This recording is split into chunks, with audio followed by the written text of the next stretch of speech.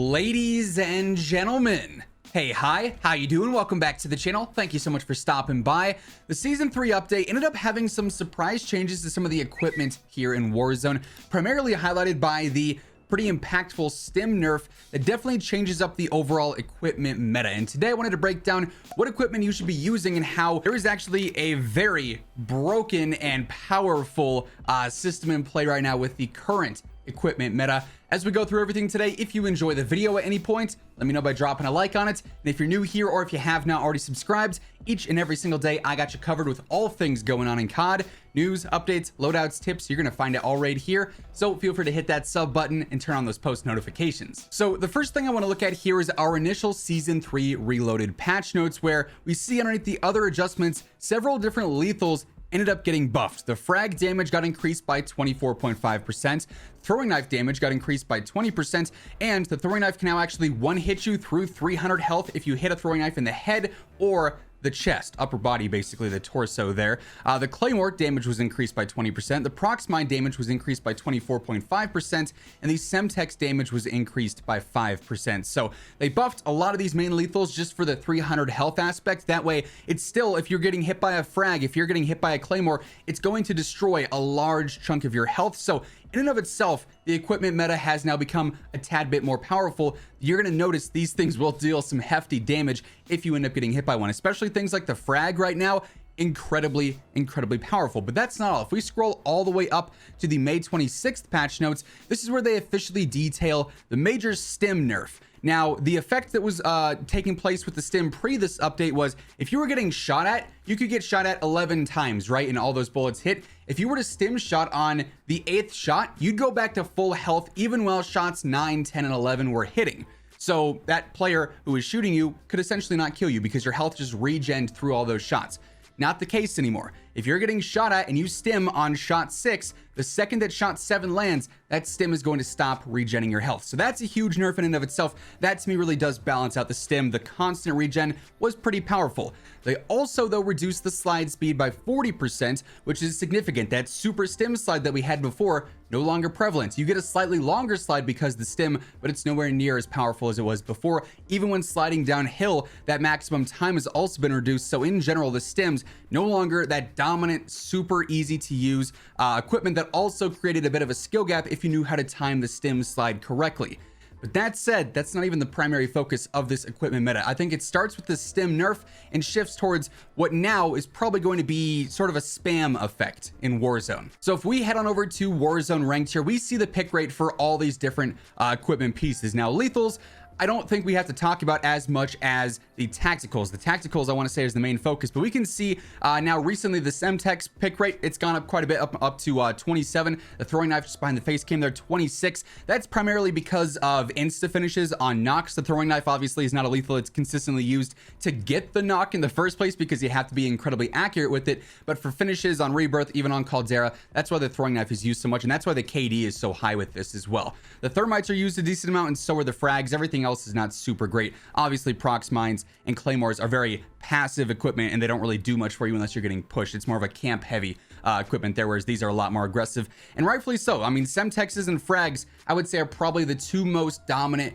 lethals right now. If you haven't been using them, I would highly recommend trying them out because not only did they get the buff like I talked about, but they offer so many aggressive plays. They can force players out of certain positions. Obviously, if they get hit by one, you can push that. They're going to be very low health as is. So there are some different shifts here, I think more towards the semtex and the frag than before, but regardless, all those top 4 are pretty solid. Like I said, though, I mainly want to focus on the tacticals. Heartbeat sensor, it's still the most used because it is a baby monitor. Let's be honest. It is sort of a training wheels, if you will. It just helps players get easy kills or get easy information without much, cons there, you could say. I think it's kind of cheesy. It is what it is.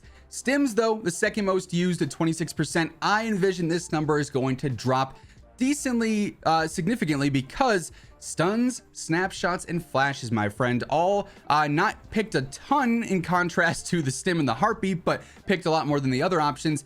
These 3 just became wildly more beneficial thanks to one simple thing: restock. Prior to the Season 3 Reloaded update, restock in stims was an incredibly useful aggressive build. You could only restock your stims every 60 seconds, so you could get a max of 2 in 2 minutes. You could use 1 every minute essentially on that restock, right? But if you time them correctly with those stim slides, that meant you could break a camera. That meant you could make a very aggressive push and outmaneuver and outsmart the enemy and get an easy kill off of that. There is a skill gap involved in that, but at the same time, it was somewhat abused because of the camera breaking on the slide speed. But because those are nerfed now, and again, you're only getting those every 60 seconds, players have started to look towards the stuns, the snapshots, and the flashes. Why? Because when you pair those with restock, they replenish every 25 seconds.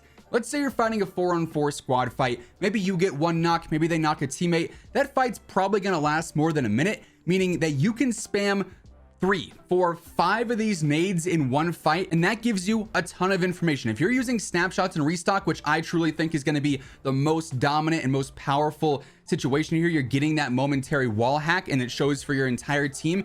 You can spam those 3, 4, 5 times in a gunfight. You know exactly where those enemies are. They naturally are going to be a little worried and a little concerned if they're showing up there, and the only counter to that is battle hardened, and it's a terrible counter because it still lets the person who throws the snapshot know where you're at. It tells you that a player is there. They just don't get highlighted, but that's still vital information in the gunfight. So snapshots and restock, I feel like, is going to be spiking in popularity immensely. It's at 11% right now. I'd imagine in a week or so, it's probably going to be a lot closer to the stim than the stun is now, just because that's an insane amount of information you can get multiple times in a fight because that restock rate is just so fast.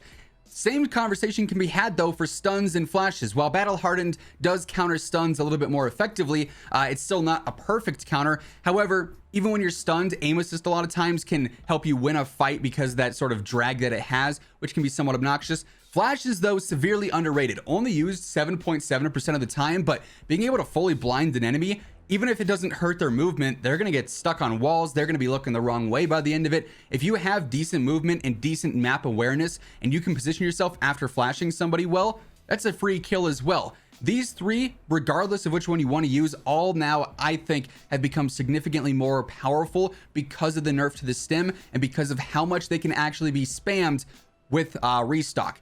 You have 2 players on your team running a restock and also running one of these or combination of these, and you can time that right and push as a team together or push as a duo together, whatever the situation might be.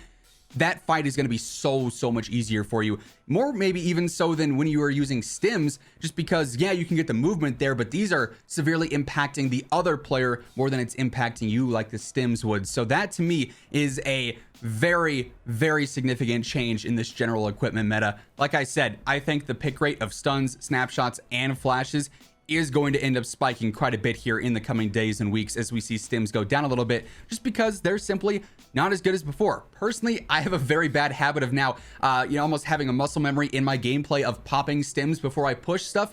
So if I'm running a stun or a snapshot, it'll end up with me accidentally throwing one of these. So I had to get that, unengraved out of my brain. I don't think that's a word, but I have to get rid of that muscle memory and probably throw on these on my classes and start sort of forcing those into my gameplay because they're going to have very significant benefits, unless of course they end up nerfing the restock recharge time or the effects of any of these, which I maybe with snapshots because they're pretty powerful. Snapshots and combat scout kind of cheesy, so maybe they end up nerfing that, but stuns, flashes, I don't see them changing those. Really, it might just be the restock time, and that probably won't happen for quite some time, if I'm being honest. So definitely some things worth considering on your loadout when it comes to updating some things here. That said, that is going to wrap things up for today. Hopefully you enjoyed the video. If you did, let me know by dropping a like on it. And if you're new here or if you have not already subscribed, every single day I got you covered with all things going on in COD. So feel free to hit that sub button and turn on those post notifications.